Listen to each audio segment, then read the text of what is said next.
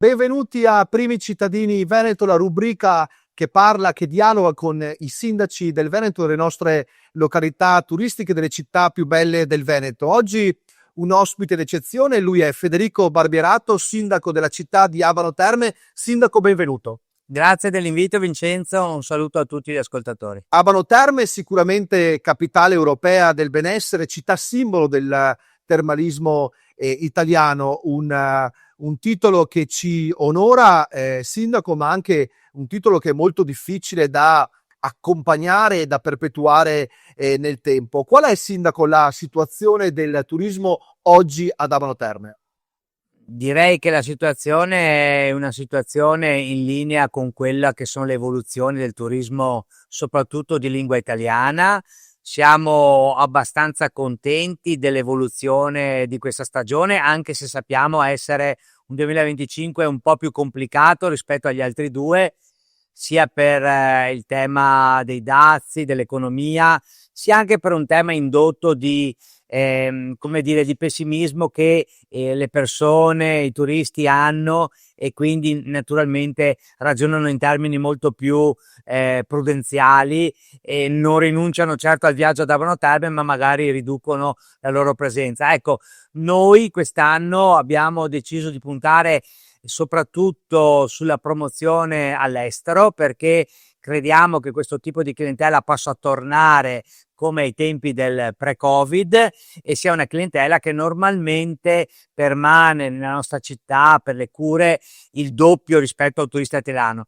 Questo non significa che naturalmente abbandoniamo il nostro turista d'eccezione, che è il turista che arriva dall'Italia, che è un turista che apprezza le nostre terme, che apprezza il nostro concetto di salute e di benessere e che quindi viene nel nostro territorio per rilassarsi, per cercare quella tranquillità che magari durante la settimana perde.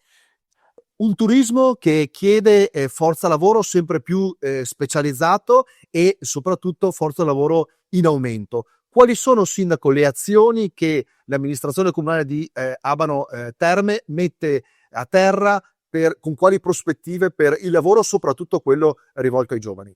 Beh, anche ad Abano c'è un tema molto aperto ancora, che è quello di conciliare la ricerca delle aziende di figure specializzate nel wellness, nel management, nell'hospitality, con i ragazzi che magari terminano gli studi della scuola alberghiera o terminano altri percorsi di studi.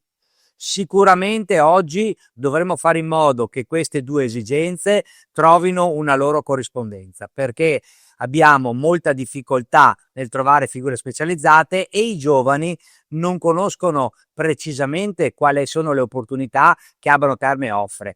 Il nostro territorio offre opportunità di lavorare all'interno di hotel molto grandi, dove si intrecciano formazione continua, relazioni.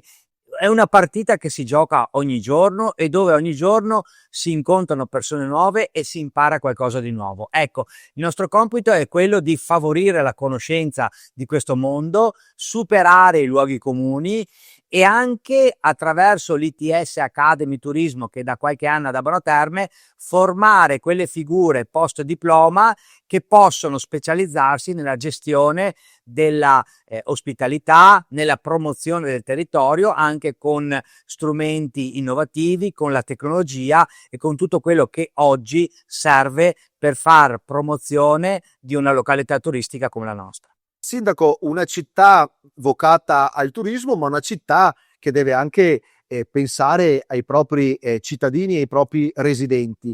Come e quanto è difficile conciliare quindi il turismo da una parte e la vivibilità, il benessere dei propri residenti, e una città che comunque oggi è una città a misura di persona di chi la vive, di chi là è residente.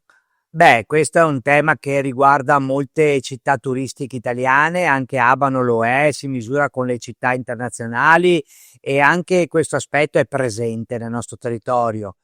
Sicuramente il nostro cittadino ormai ha consapevolezza che, che vive in un territorio particolare, in un territorio unico nel suo genere per la presenza delle terme, e quindi naturalmente è molto portato a confrontarsi anche con turisti che arrivano dall'Italia o dall'estero. Sicuramente per un amministratore non è facile conciliare queste due esigenze, perché sono esigenze, diciamo, che a volte sembrano contrapposte, in realtà sono due esigenze specifiche: naturalmente la qualità della vita che resta alta per il cittadino, e la qualità della promozione dell'offerta turistica per il turista.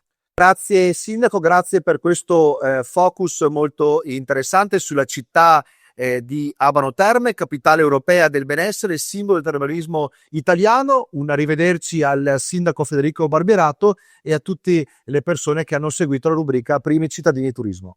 Arrivederci a tutti.